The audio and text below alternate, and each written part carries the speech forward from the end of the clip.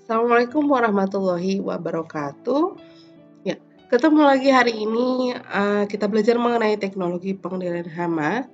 Kemarin kita belajar mengenai konsep mengenai integrated pest management. Hari ini kita akan belajar lebih detail lagi mengenai IPM implementation and good agricultural practices. Oke. Ini bisa dilihat ya di slide yang pertama ya. Ini gambarnya tentunya bukan di Indonesia ya, karena kontur landscape-nya juga beda. Coba kalian lihat ya, dari gambar tersebut, mereka melakukan proses weeding tidak? Pembersihan gulma. Melakukan ya, kira-kira ya, karena terlihat sama sekali tidak ada gulma. Bagaimana cara mereka mengatur itu? Nah, kita nanti akan lihat di slide selanjutnya. Oke, saya ingatkan kembali ya mengenai bagaimana definisi dari integrated pest management. Jadi sebenarnya pengendalian hama terpadu ini adalah pengendalian yang berfokus kepada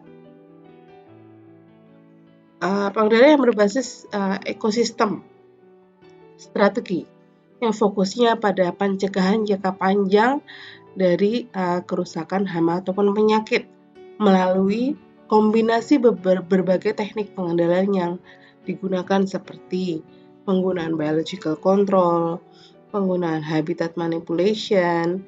Jadi contohnya habitat manipulation ini adalah bagaimana menjaga agar musuh alami itu betah ada di lapangan. Yaitu salah satunya adalah dengan kita menanam tanaman berbunga, melakukan konservasi. Modification of cultural practices dari teknik budidayanya, penggunaan varietas resisten, dan lain sebagainya. Tujuannya apa? Salah satunya adalah menekan populasi di bawah ambang ekonomi. Kan kemarin sudah belajar kan ya, ada grafik, kemudian ada populasi hama, dan ada garis, itu adalah ambang ekonomi. Ya, jadi kita menekan agar populasi itu masih tetap di bawah ambang ekonominya, sehingga walaupun bisa merusak tanaman, itu masih dalam tahap yang masih tolerable gitu ya. Karena dalam pengendalian hama terpadu itu kita tidak mungkin memusnahkan hama sama sekali sampai kemudian hama itu nol di lapangan, itu tidak mungkin karena tidak akan ada keseimbangan ekosistem di situ. Jadi memang harus kita atur ya. Kemudian ini dari FAO, definisinya adalah the careful consideration of all available pest control technique. Ya. Jadi adalah pertimbangan yang cermat terhadap berbagai teknik pengendalian yang digunakan yang dapat menekan populasi hama dan keep pesticide and other intervention to level that are economically justified. Dan ininya adalah tetap menggunakan pestisida dan pengendalian lain itu yang bagaimana nantinya secara ekonomi itu masih bisa menguntungkan. Juga selain itu mereduksi atau meminimalisasi resiko terhadap human health dan environment. Dan sudah kalian ketahui ya bahwa penggunaan pestisida sintetik itu pastinya akan berpengaruh terhadap kesehatan dari petani itu sendiri dan juga lingkungannya. Ketika kita menggunakan over residu di tanah, di air, dan lain sebagainya. IPM emphasizes the growth of healthy crop, menekankan pertumbuhan tanaman yang sehat. Jadi analoginya adalah ketika kita mengupayakan tanaman tersebut sehat, kuat dari awal, dari semenjak kita penyiapan benih, penyiapan lahannya, kemudian pemilihan varietas dan lain sebagainya, kita menyiapkan kondisi yang prima bagi tanaman tersebut tumbuh, dia akan lebih tahan ya terhadap serangan hama dan penyakit, sama seperti kita ya. Ketika tubuh kita itu kuat, kita juga akan misalnya virus, bakteri dan lain sebagainya, kita akan masih bisa mentolerasi tersebut. Ini adalah pengendaliannya. Yang paling basic, yang paling dasar adalah teknik budidaya. Kemudian pengendalian secara fisik, mekanik, pengendalian secara biologi, dan pengendalian secara kimiawi yang paling atas sebagai langkah paling akhir dalam pengendalian. Oke. Kemudian IPM measures yang pertama adalah cultural. Bagaimana teknik budidayanya. Tujuannya adalah kita menekan populasi hama di lapangan, mulai dari preparing the soil, kita menyiapkan lahannya, kita mengolah tanahnya dengan baik. Karena ada beberapa hama yang dia itu ada di tanah. Contohnya adalah larva dari Scarabaeidae, larva dari uret, itu ya. Salah satunya adalah hama pada kelapa sawit. Itu larvanya. Ketika dia larva itu loh, larva Scarabaeidae itu loh, larva kumbang yang warna hitam itu. Nah, itu larvanya dia ada di tanah, di bahan-bahan organik. Oleh karena itu, dengan kita pengolahan tanah dengan baik, kemudian resiko untuk si larva tersebut yang ada di dalam tanah itu bisa mati ya, karena ya terkena alat berat kita ketika kita mengolah tanah. Kemudian kita memilih choosing plants that are adapted to the set condition. Kita memilih varietas yang tahan, jangan memilih pada varietas yang rentan. Ya, contohnya adalah ini. Ini adalah deskripsi varietas padi hipa salah satunya. Jadi di setiap varietas itu ada sudah ada deskripsinya masing-masing, mulai dari potensi hasilnya, kemudian tinggi tanamannya, tekstur nasinya, bahkan kadar amilosa dan lain sebagainya. Salah satu yang ada dalam setiap deskripsi varietas yang dikeluarkan oleh Kementerian Pertanian itu adalah deskripsi dari ketahanan terhadap hama ataupun penyakitnya. Ini ya, ketahanan terhadap hama wereng, hama batang coklat, rentan biotipe 3, tipe 3, ada yang rentan, ada yang agak tahan, dan lain sebagainya ya. Ini biotipe ini adalah ini berhubungan dengan resistensi, karena wereng batang coklat itu adalah hama utama pada tanaman padi, dan dia ada biotipe-biotipennya ya, ada biotipe 1, biotipe 2, biotipe 3. Dan biotipe 3 itu biasanya dia akan lebih tahan dari biotipe yang sebelumnya. Begitu juga dengan deskripsi mengenai penyakit. Di situ sudah disebutkan semua bahwa misalnya penyakit ini ya, varietas HIPA 1, HIPA 11, HIPA 14, bedanya apa dengan HIPA yang lain? Ini ada agak tahan, dan sebagainya ya. Ini juga patotipe itu ada berhubungan dengan kerentanan terhadap pestisida. Karena dia makhluk hidup, dia juga mengembangkan sistem resistensi di dalam tubuhnya. Seperti itu. Rotasi tanaman itu sangat penting sekali ya. Karena dengan rotasi tanaman kita bisa memutus siklus hidup suatu hama. Jadi jangan sampai hanya padi saja, misalnya padi, kemudian jagung, kemudian padi. Nah, dirotasi. Mixed cropping, dengan adanya polyculture, biodiversity itu semakin meningkat, sehingga kemungkinan adanya musuh alami itu akan semakin tinggi ya. Dan juga dengan adanya mixed cropping itu biasanya hamanya berbeda, musuh alaminya itu jadi lebih beragam. Kemudian timing planting dates ya, to avoid pests.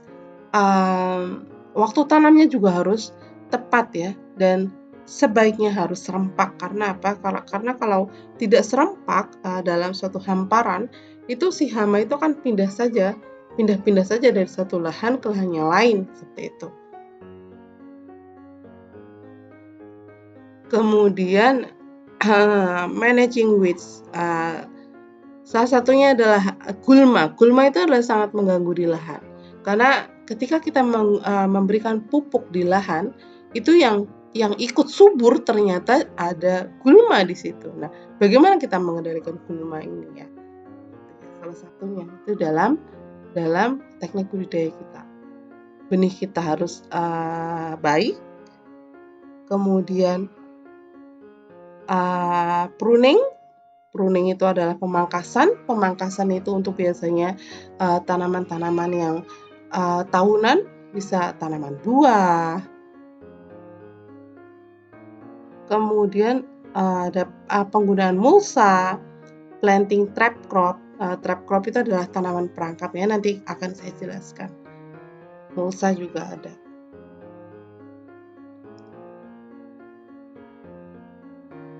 Ini adalah managing weeds di Indonesia dan Netherlands. Kita akan bawa, saya akan bawa kalian jalan-jalan di dua tempat yang berbeda. Sebelah kanan ini adalah di Indonesia, yang merah ini saya ini waktu penelitian. Jadi bagaimana potret pengendalian gulma kita. Nah, saya waktu itu penelitian dibantu oleh ibu-ibu ini dan mereka mengendalikan gulma. Setelah dibersihkan, bagaimana, apakah bersih? Sama sekali tidak ada gulma? Tentu tidak. Tentu masih ada banyak gulmanya juga ya, apalagi kecil-kecil tuh ya. Nah, berbeda dengan yang sebelah kiri, ini adalah gambaran potret bagaimana tanaman di Flavoland ya. Ini adalah tanaman yang dibudidayakan oleh mereka dan weedingnya sangat baik sekali sehingga hampir terlihat di satu hamparan itu tidak ada gulma sama sekali. Bagaimana mereka melakukan itu? Karena mereka menggunakan teknologi ya. Mereka kombinasikan dengan pengetahuan yang ada. Jadi kan seperti yang kita tahu bahwa pengendalian hama terpadu itu kita dapat mengkombinasikan antara low technology dan high technology. Dengan high technology mereka menggunakan seperti ini ya. Ini adalah mesin. Sebentar.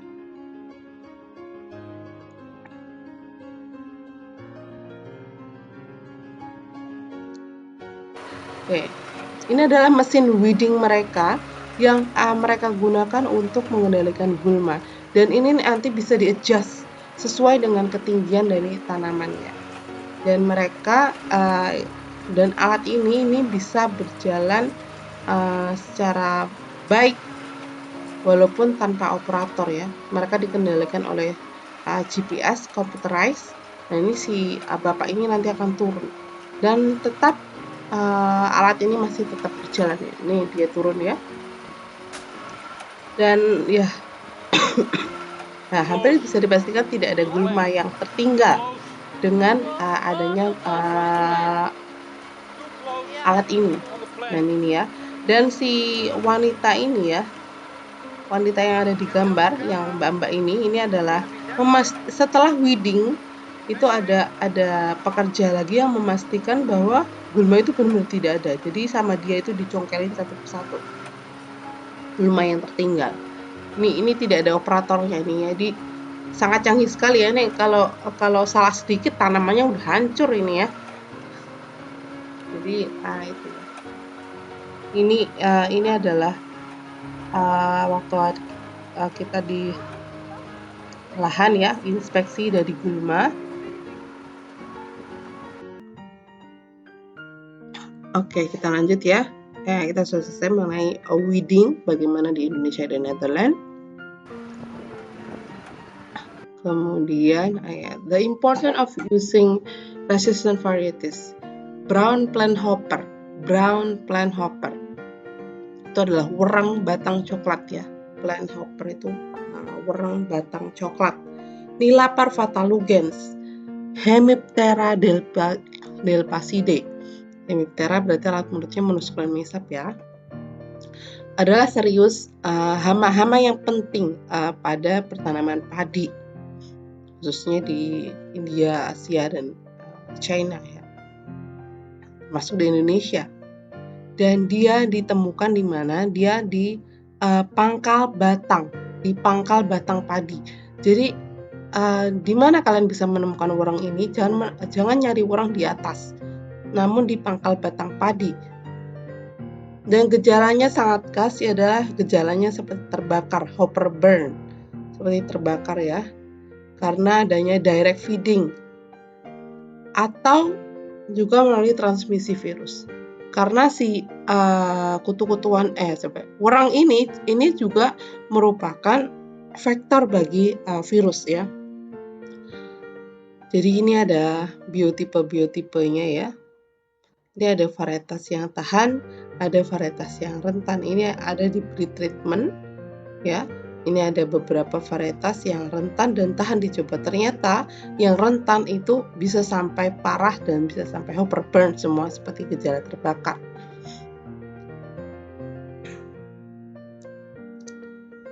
Oke, resistance of rice to different biotypes of brown plant hopper Nilapa pathogens.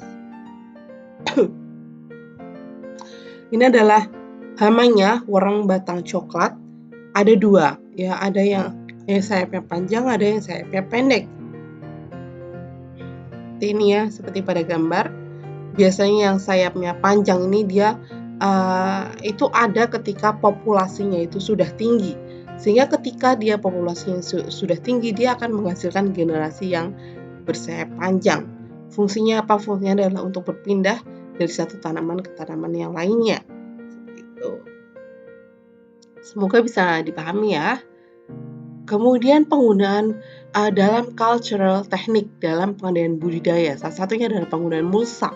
Penggunaan mulsa ini sangat penting sekali. Apa itu mulsa? Mulsa itu adalah lapisan yang dia menyelimuti permukaan tanah. Jadi alasannya menggunakan mulsa apa? Konservasi dari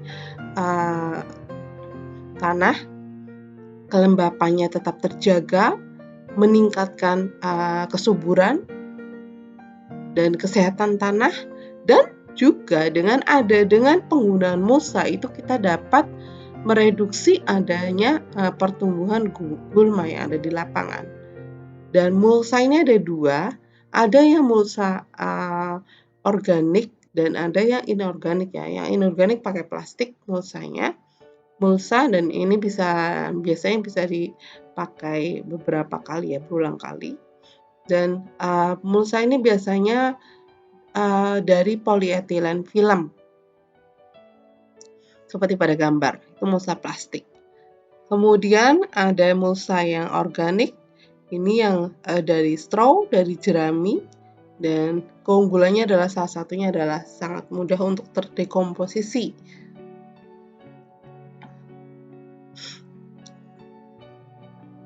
Dan kemudian juga akan bereaksi dengan adanya hujan dan embun itu masih tetap efektif ya penggunaan mulsa jerami ini. Jadi akan mempertahankan kelembapan tanah dan juga akan menurunkan populasi gulma.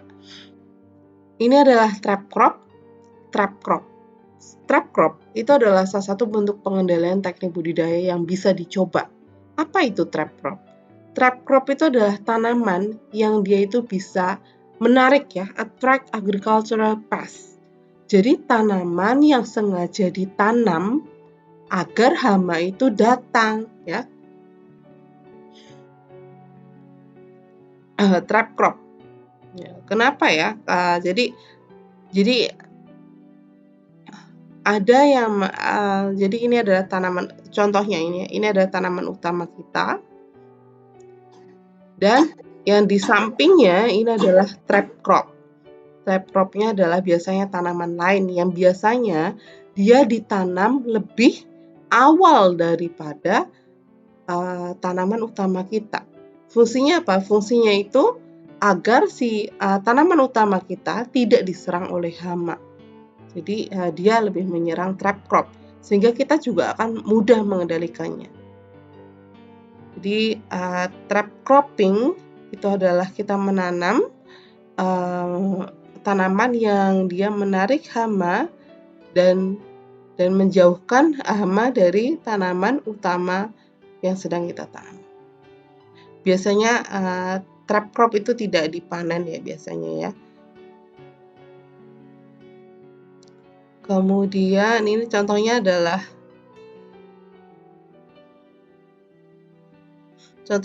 Sesbania rostrata. sebagai tanaman perangkap di tanaman soybean. Jadi ketika kita menanam kedelai, itu trap crop yang bisa kita tanam adalah Sesbania rostrata. Karena apa? Di tanaman kedelai itu biasanya ada pot borer, ada penggerek polong. Nah, penggerek polong ini itu kalau sudah menyerang itu akan sangat parah sekali. Sehingga kita jebak dia di trap crop di tanaman Sesbania rostrata. Seperti itu ya. Dan juga biasanya dia akan lebih menyukai tanaman Sesbania rostrata daripada tanaman kedelai. Jadi dengan adanya companion planting ini ya, jadi kayak tanaman yang ditanam beriringan ya, itu dapat menyelamatkan tanaman utama kita dari hama tanpa menggunakan pestisida, gitu ya. Itu bisa kita gunakan trap crop. Kemudian pengendalian yang kedua ya, dari segitiga itu yang base yang kedua, pengendalian secara fisik atau mekanik. Pengendalian secara fisik itu adalah metode bagaimana kita bisa mengusir hama atau membunuh hama atau memindahkan hama, intinya itu ya. Istilahnya itu yang akan mencegah kerusakan lebih jauh lagi. Kerusakannya lebih parah lagi. Pengendalian secara fisik yang bisa kita gunakan seperti apa? Ini sudah ada contohnya di bawah ini. Pengendalian is carried out by regulating physical factors that can affect the development of pests, thus providing certain conditions that make it difficult for pests to live. Jadi pengendalian fisik adalah bagaimana kita meregulasi kondisi faktor fisik yang akan mempengaruhi dari perkembangan hama, sehingga membuat hama tersebut sulit untuk hidup. Ya, kondisi-kondisi tertentu yang membuat hama sulit untuk berkembang, hidup dan berkembang. Ya. Contohnya apa? Contohnya adalah dengan hot treatment misalnya, heat treatment, perlakuan panas, misalnya seed treatment. Karena ada beberapa yang benih itu kita rendam dengan perlakuan heat. Ya. Kemudian cold treatment, ada sound wave, ada beberapa serangga yang dia sensitif terhadap gelombang tertentu. Kemudian penggunaan mulsa plastik itu juga akan mereduksi dari populasi hama thrips. Selain dia mengkonservasi tanah, menjaga kelembapan, mereduksi gulma, dia juga itu sangat efektif untuk pengendalian thrips. Pengendalian fisik yang lainnya, contohnya adalah drying rice field to control snails. Jadi kalau di sawah kan ada hama keong ya, itu salah satunya adalah kita pengeringan, itu adalah salah satu pengendalian fisik yang bisa kita lakukan. Kemudian penggunaan sticky traps. Penggunaan sticky traps gambarnya nanti akan ada setelah ini. Jadi adalah perangkap yang dia itu lengket ya. Dan sticky trap ini warnanya bisa bermacam-macam, ada kuning, hijau, merah. Namun yang paling menarik serangga itu biasanya yang warnanya kuning, gelombangnya ya. Kemudian pengendalian secara mekanis. Pengendalian secara mekanis itu ada can be in the form of tools or without tools. Kita bisa menggunakan alat atau tanpa menggunakan alat yang digunakan untuk membunuh sebagai barrier. Ya. Contohnya apa? Contohnya adalah yang bisa kita lakukan dengan pengendalian mekanis adalah dengan tools atau without tools. Dengan tools misalnya crop isolation. Jadi tanaman tersebut kita isolasi atau istilahnya adalah netting. Nah, ini ada crop isolation di apple orchard di NL. Jadi ini adalah apel dan pear, dan mereka tanaman mereka disungkup seperti ini. Ya. Nah, ini kalau kalian lihat ini di atasnya ini ada net ya. Ini salah satunya adalah untuk pengendalian mereka dari hama ya, khususnya hama. Kemudian wrapping the fruit in a paper or plastic, jadi bungkus buah dengan plastik, itu salah satunya pengendalian mekanis. Kemudian kita menangkap serangga menggunakan net, itu juga salah satu yang pengendalian secara mekanis. Walaupun dalam prakteknya di lahan, ketika kita menangkap serangga menggunakan net itu lebih kepada monitoring ya, untuk monitoring serangga apa yang ada di lapangan. Kemudian sanitasi dari sumber hama, misalnya sanitasi dari material-material yang membusuk, misalnya kalau kita memproduksi buah ya, kita menanam buah-buah yang busuk kita musnahkan dulu, karena biasanya buah yang busuk itu sudah di dalamnya itu sudah terkontaminasi oleh lalat buah dan hama-hama lainnya. Oleh karena itu untuk menekan populasinya bisa kita musnahkan. Sanitasi dari infected plants, sanitasi kita bersihkan dari tanaman yang terserang. Collecting insect eggs or larvae and then killing them, kita bisa secara kolektif di lahan itu kita bisa memusnahkan kelompok telur. Ya, nanti akan ada di slide selanjutnya. Ini contohnya di Netherlands, apple orchard, netting, crop isolation. Ini kalau crop isolation ini bisa kita gunakan di Indonesia tidak ya? Tentu bisa, walaupun dengan biaya yang mahal. Namun itu bisa, yang namanya integrated pest management itu should be adapted to the local. Ya, harus diadaptasikan secara lokal. Kita bisa modifikasi netting tersebut dengan apa? Nah, contohnya ada di video yang akan saya tunjukkan nanti. Nah, ini sticky traps. Nah, ini biasanya selain di tanaman sayuran juga bisa di hidroponik. Jadi dia bisa menarik trips dan kutu-kutuan untuk dia akan nempel di situ nanti. Nanti bisa kita praktikum dengan menggunakan sticky traps ini wrapping method untuk mengendalikan Tephrididae, lalat buah. Nah, ini ya, setidaknya kita bisa menggunakan rain shelter. Kalau di luar negeri betul-betul kita isolasi tanaman tersebut menggunakan netting, kalau di sini di Indonesia rasanya tidak perlu. Kita bisa modifikasi dengan tujuan yang sama untuk menekan populasi hama ataupun penyakit. Kalau rain shelter ini adalah lebih ke penyakit ya. Tapi tidak masalah ya, kan dalam integrated pest management kita mengendalikan secara terpadu, baik itu hama, penyakit maupun gulma. Nah, ini yang maksud saya tadi, kita dapat mengkoleksi massa telur dan kita bisa memusnahkannya, karena ada beberapa serangga itu dia kelompok telurnya itu nggak satu-satu tapi berkelompok. Nah, ketika kita memusnahkan satu kelompok telur ini, berarti kita memusnahkan hampir ratusan larva yang akan berkembang. Nih ya, ini kalau udah menetasnya banyak sekali. Nah, ini ada video yang bisa kita putar. Sebentar.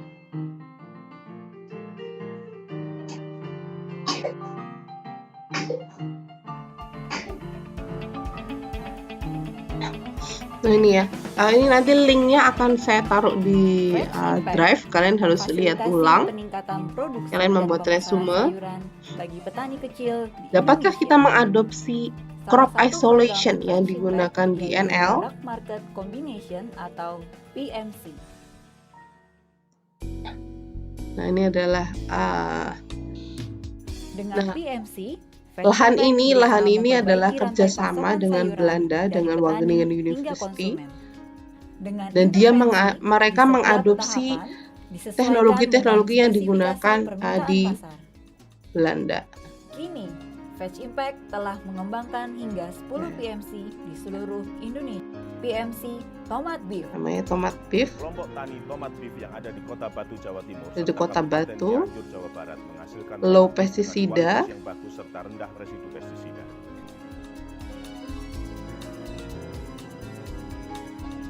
Produk Apa yang ini mereka direncanakan lakukan ya? secara Banyak lokal ya, mulai dari bersama pemilihan dengan benihnya, regional, dipasarkan untuk pasar modern di Surabaya kemudian dan Jakarta. mulai dari pengolahan tanahnya bagaimana, Inovasi. tekniknya, budidayanya dia menggunakan salah satunya grafting, Gabungan dari Rex One, kami mengembangkan Rex program One ya, Product Market dia bilang. Combination atau PMC Tomat Beef yang sesuai dengan permintaan serta dan spesifikasi sesuai pasar. dengan permintaan dan Beberapa spesifikasi inovasi yang kami perkenalkan ke masyarakat pasar, antara lain supermarket. grafted plant, yaitu benih tanaman sambung, di mana benih tersebut diproduksi oleh Rex One untuk memperoleh ketahanan tanaman yang lebih baik terhadap penyakit tular tanah. Ketahanannya terhadap penyakit Pengetahuan tular dan tanahnya pelatihan lebih tentang baik bagaimana dengan cara membuat metode rumah grafting lindung dari air tersebut. hujan dengan biaya rendah dengan Nah, ini masa adalah produksi sticky traps tahun-tahun. juga. Nah, ini modifikasi Planting sticky traps Penyusunan jadwal dengan tanam, botol mendapatkan kemudian warna asupan yang kuning dan sesuai. dilem, itu bisa juga. Training session, Training. Nah, dalam pelatihan pengendalian hama budidaya terpadu, dan organisasi. petani itu sebagai ahli ya, bagaimana Training dia dan marketing. update terus dan Dukungan bisa dalam mampu membuat menjalankan desain kemasan dan label yang atraktif. EPM secara baik ya. Respon mitra rantai pasok. Dengan adanya program Fetch Impact, petani sangat berterima kasih sekali karena soal budidaya tanaman yang baik dan benar, terutama Dan dengan adanya penggunaan rain shelter tentunya akan menekan populasi dari penyakit. Tidak hanya berdasarkan kelembagaan saja, tetapi sekarang ini berimbas pada suatu bisnis. Oke, sebentar. Menanam tomat terjamin baik kualitas impact adalah kita mendapatkan Ini grading mereka. hasil yang terjamin baik kualitas, kuantitas dan Hasilnya bagus kan ya? sendiri. Ini adalah produk Dengan lokal. kerjasama dengan Fetch Impact kita mendapatkan produk Itu ya. Untuk full videonya silakan dilihat sendiri nanti ya, dan buat resume dari video yang kalian tonton. Disatukan di resume. Dampak. Nah, ini ya. Ini mirip sekali dengan yang ada di NL. Nanti akan saya tunjukkan. Kan saya pernah ke salah satu greenhouse di NL juga. 2 kali lipat. Kelompok tani menjadi semakin kuat. Trader dan supermarket lain menunjukkan ketertarikannya pada produk Oke. Tomat Beef. Jadi bagaimana kita bisa Untuk itu, mengimplementasikan ya Fetch Impact akan menyusun protokol Integrated sehingga dapat dikembangkan pest di management, wilayah lain manajemen di Indonesia. yang bisa diadaptasikan secara lokal. Ini kerjasama dengan Wageningen University. Dan mereka. Nah, kemudian pengendalian yang ketiga adalah biological atau non-chemical control ya. Penggunaan biologi itu menggunakan apa? Salah satunya adalah menggunakan predator. Kemudian kemana sudah belajar sedikit ya mengenai predator dan parasitoid ya. Predator itu adalah organisme yang dia memangsa organisme lain. Kalau parasitoid biasanya dia adalah organisme yang dia memerlukan dia hidup di dalam organisme lain atau hidup pada organisme lain, dan dia dapat hidup secara endoparasitoid dan bisa ektoparasitoid. Nanti akan di pertemuan selanjutnya akan dibahas lebih jauh lagi mengenai musuh alami ini. Kemudian ada entomopatogen. Entomopatogen itu adalah entomo, itu adalah serangga, patogen itu adalah penyakit, penyebab penyakit. Jadi itu adalah penyebab penyakit pada serangga.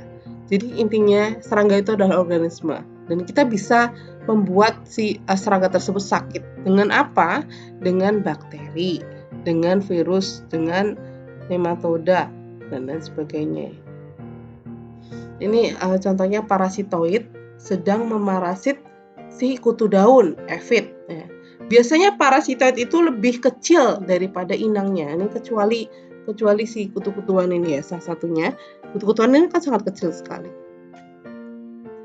Kemudian ini predator, nanti bisa dilihat sendiri, ini gambarnya ketutupan.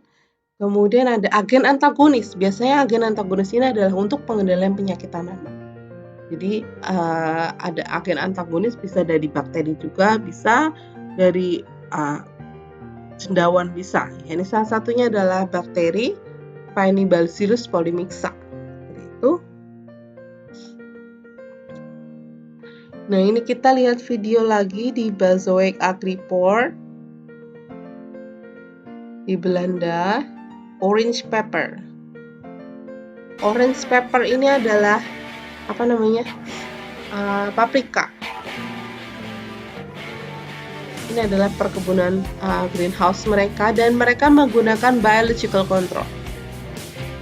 Waktu itu saya pernah ke sana dan saya memotret bagaimana mereka menggunakan biological control di dalam greenhouse-nya. Termasuk juga mereka penggunaan bumblebee untuk penyerbukan. Untuk membantu penyerbukan.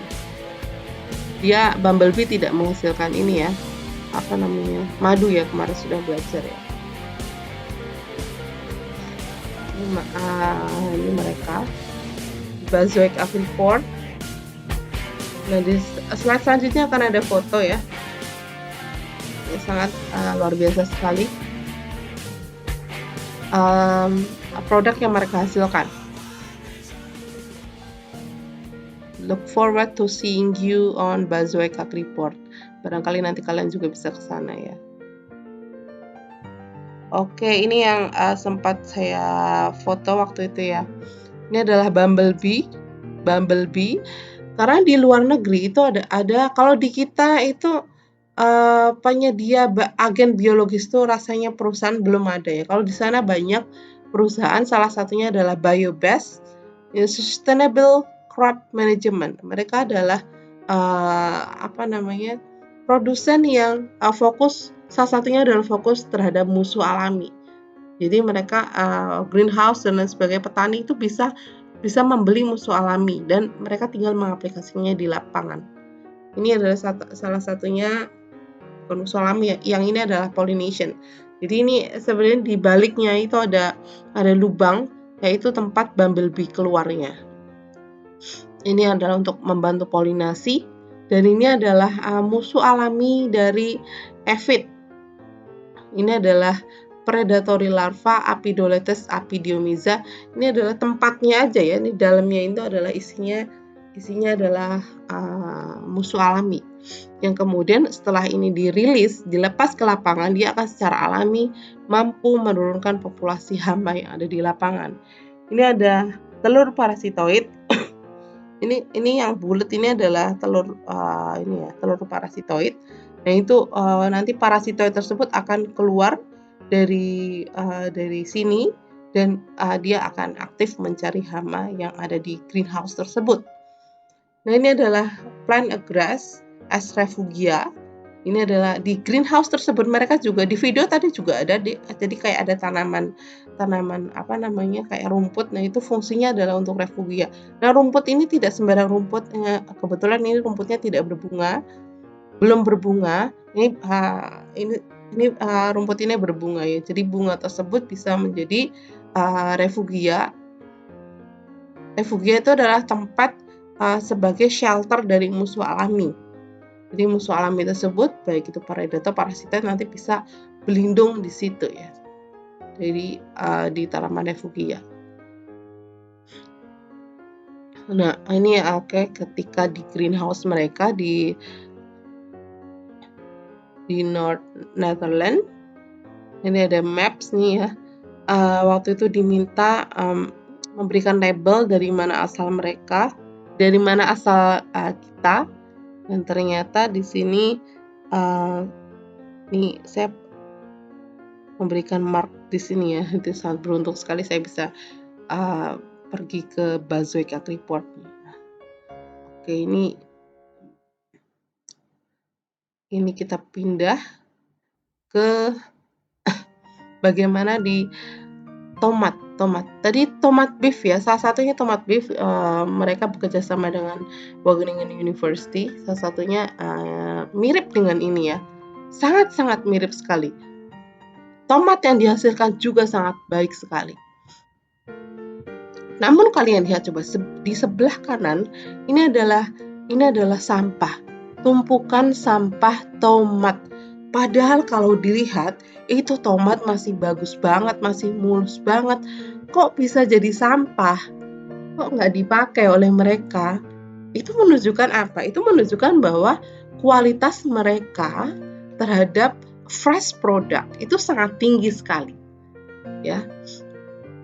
Entah itu mungkin gradingnya tidak sesuai ukuran misalnya, bentuknya tidak sesuai kemudian tidak dipasarkan, atau bisa karena residunya mungkin sedikit over dan sebagainya. Intinya yang ada di sini ini sampah dan akan dibuang, nggak tahu mau dimusnahin atau nggak tahu ya saya. Waktu itu saya tidak nanya. Yang pasti kualitas mereka tinggi sekali ya terhadap sayur-sayuran dan buah-buahan. Apalagi di Eropa itu mereka makan ini ya, salad dan lain sebagainya. Pengendalian yang keempat adalah pengendalian secara kimiawi. Jadi, itu harus diupayakan mengendalikan secara kimiawi sebagai langkah akhir dalam pengendalian. Dan ada banyak yang harus diperhatikan ketika kita mengaplikasikan pestisida sintetik ya. Ini ada 5 golden rules. Selalu baca dan make sure you understand the label. Terus paham. Ini ada di label ini tulisannya ada apa saja, ada bahan aktifnya apa. Jadi kalau mengaplikasikan salah satunya harus tahu bahan aktifnya apa. Kemudian bagaimana cara menghandle pestisida, mulai dari penyiapannya, mixingnya, outfit yang kalian gunakan bagaimana juga itu harus. Handle pesticide carefully to avoid contact contamination. Sprayernya juga harus dijaga, jangan sampai bocor. Kalau bocor nanti kena petani, dampaknya adalah terekspos. Good personal hygiene when using pesticide. Ketika sudah menggunakan pestisida, kita harus mandi dan lain sebagainya. Itu adalah salah satu good personal hygiene. Always use appropriate protective clothing. Pakainya juga harus baik, gitu ya. Dalam konsep integrated pest management, yang harus diperhatikan adalah monitoring atau pest scouting. Monitor bagaimana kita menginspeksi lahan kita dari adanya hama, gulma maupun penyakit. Yang namanya monitoring bukan hanya lihat di pinggir terus lihat dia kira-kira aman, nggak ada hama atau hamanya masih sedikit, tidak seperti itu ya. Namun kita harus berjalan secara sistematis ya di lapangan dan menginspeksi tanaman kita.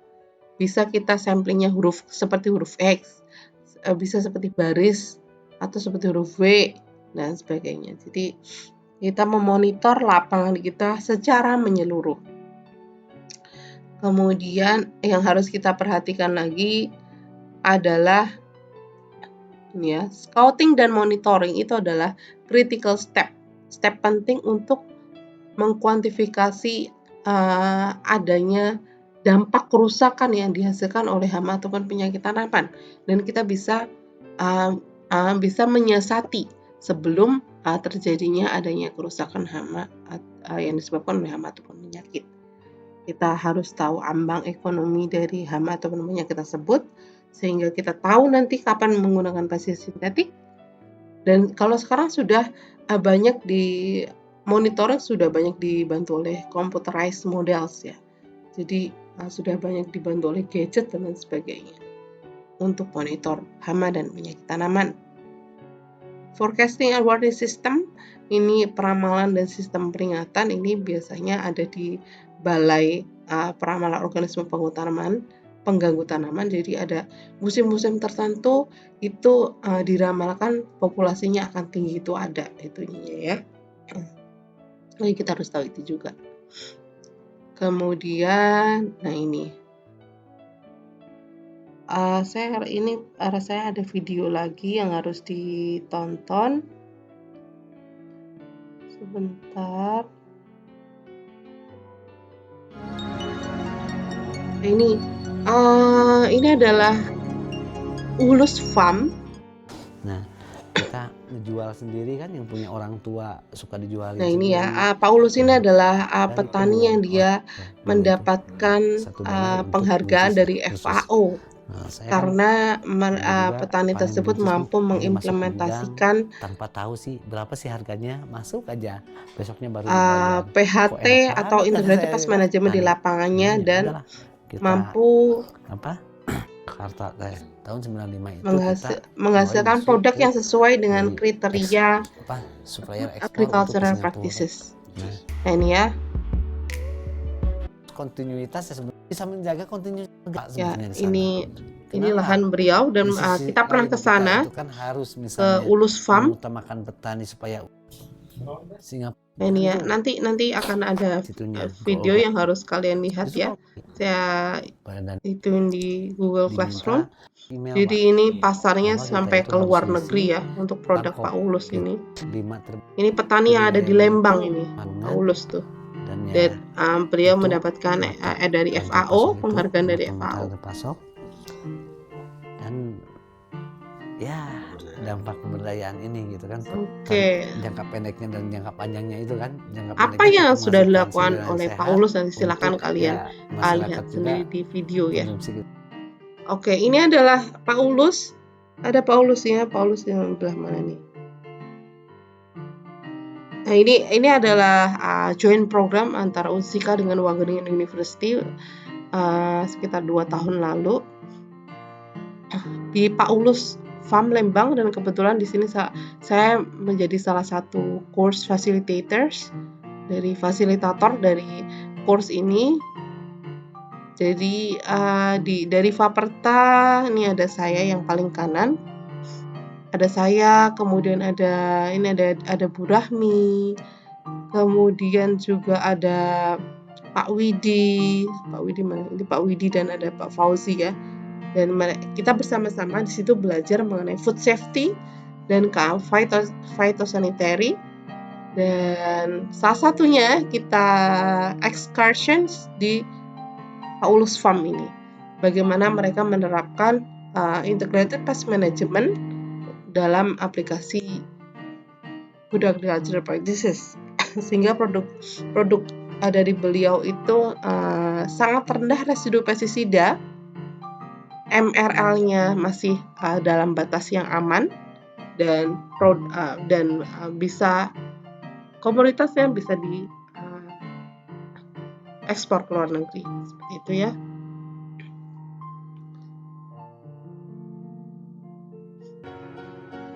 Ya, dalam kegiatan joint course ini sebenarnya diikuti oleh para profesional. Jadi ini kebanyakan bukan mahasiswa yang melainkan mereka adalah para peneliti yang ada di negara-negara lain seperti kayak Bangladesh, Afrika, Belanda. Ini course koordinatornya selain dari Unsika ada dari Belanda, dari Wageningen University ada 2 orang, dari Universitas Jenderal Sudirman 1 orang, dan saya ya. Dari ada yang ikut dari Thailand, kemudian dari Myanmar, dari Bangladesh, saya lupa ada yang dari mana lagi ya. Ini jadi ada banyak negara yang ikut di sini ya. Dan yang orang Indonesianya hanya beberapa saja, cuma dari Indonesia, dan waktu itu dari Balitsa, ini yang dari Balitsa ya. Ini ada yang dari Nepal ya, ini dari Bangladesh, yang ini dari Afghanistan, yang ini, dan lain sebagainya. Jadi ada banyak yang ikut di situ. Kita bersama-sama belajar mengenai implementasi dari integrated pest management. Kita belajar dari tentang keamanan pangan juga, jadi banyak yang kita pelajari di situ. Oke, lanjut. Ini adalah MRL analysis. Ini yang dari Afghanistan tadi ya. Ini adalah course koordinatornya dari Wageningen. Ini kita melakukan MRL analysis di Lab Kimia Agro di Lembang.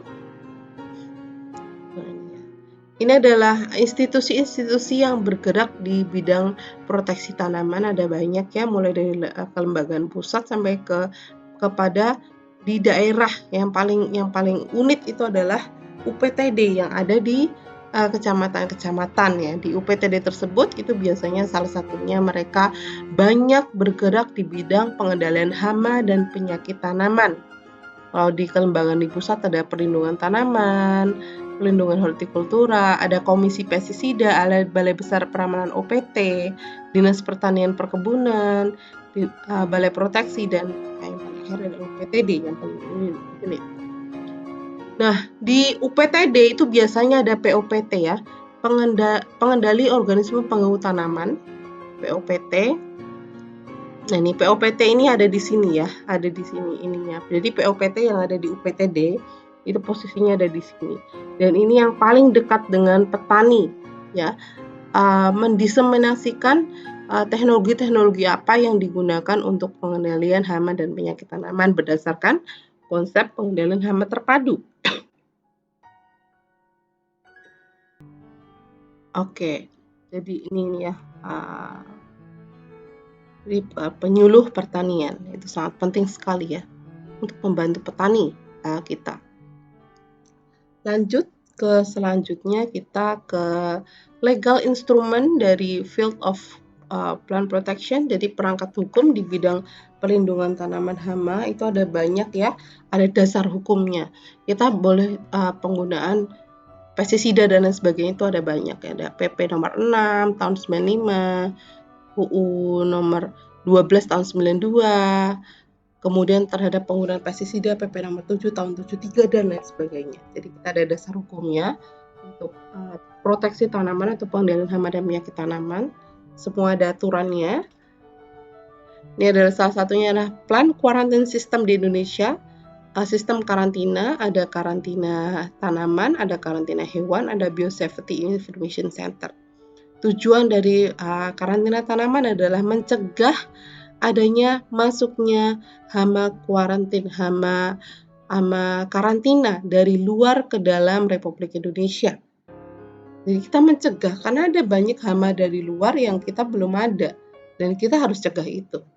Kemudian mencegah penyebaran hama dari satu daerah ke daerah yang lain di dalam teritori Indonesia. Kemudian mencegah penyebaran dari hama dari Indonesia ke luar negeri. Itu ada 3 tujuan dari plant quarantine, karantina tanaman. Jadi karantina tanaman itu adalah badan yang sangat penting sekali untuk salah satu untuk menjaga ketahanan pangan kita. Karena ada banyak hama baru yang berpotensi masuk ke Indonesia, termasuk yang tahun 2019 kemarin kita kemasukan hama baru, ulat gerayak jagung, UGJ, Spodoptera frugiperda. Dan kita kecolongan, kita bisa masuk ulat tersebut dari Amerika. Dan sekarang tahun 2022, Spodoptera frugiperda tersebut sudah menyebar di hampir seluruh Indonesia.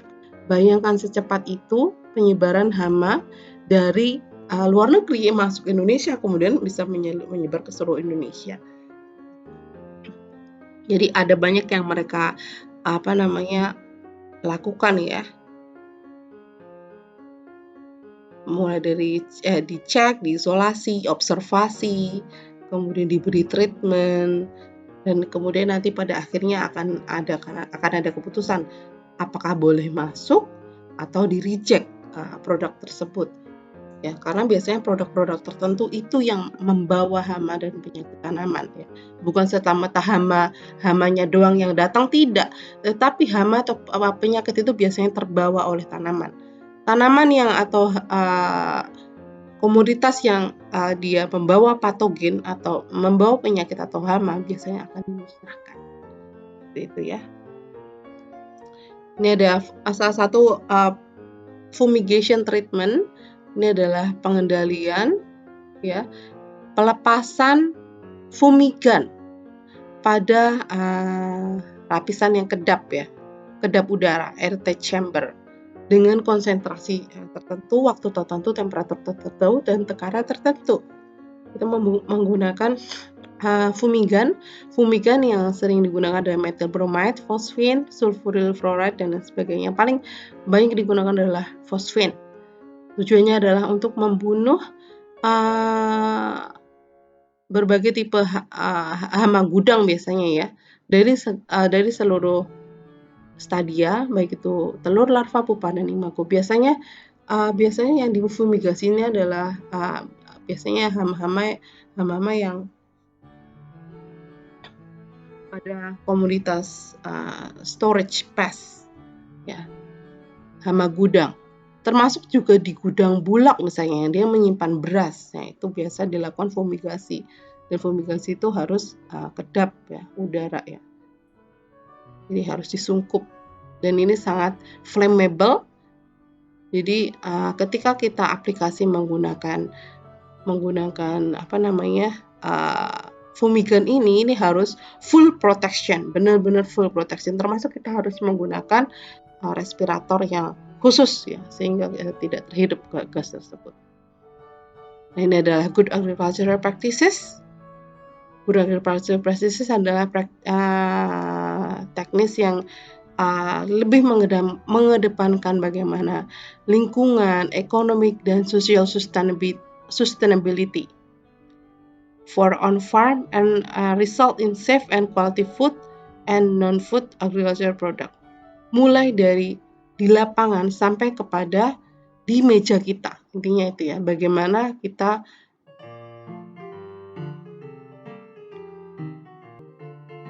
memastikan bahwa makanan yang kita makan itu aman, mulai dari yang sejak di lahan sampai kepada di atas meja kita gitu ya. Itu adalah tujuan dari good agricultural practices. Ada 4 pilar. Secara ekonomik harus menguntungkan, secara lingkungan harus sustainability, sosial harus diterima, dan harus food safety and quality. Jadi kemarin kalian sudah belajar ya, food safety itu bagaimana. Food safety itu food itu akan aman ketika bebas dari berbagai kontaminan ya, kontaminan fisik, biologi, dan kimia.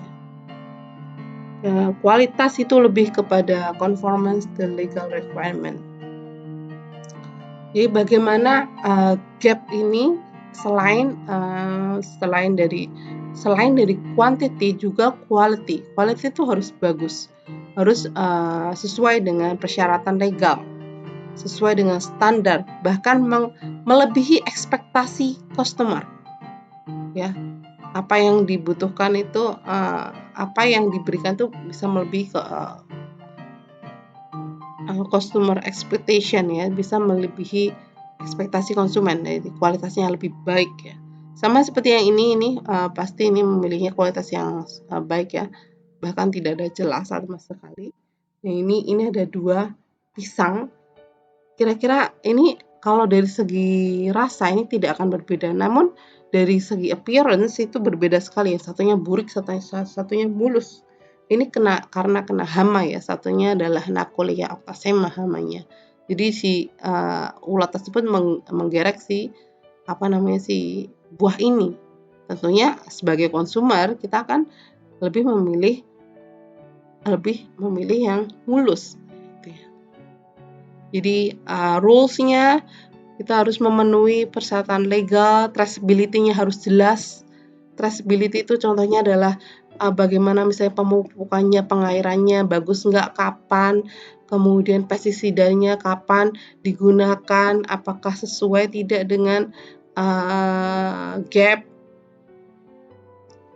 kemudian integrated farming sustainability ya, bagaimana penggunaan air, pupuk, dan sebagainya, hygiene-nya ketika kita memproses makanan tersebut, untuk packaging sayuran, buah-buahan, dan sebagainya, equipment, personal, itu termasuk dalam gap-nya ya. Dan biasanya harus ada sertifikasi.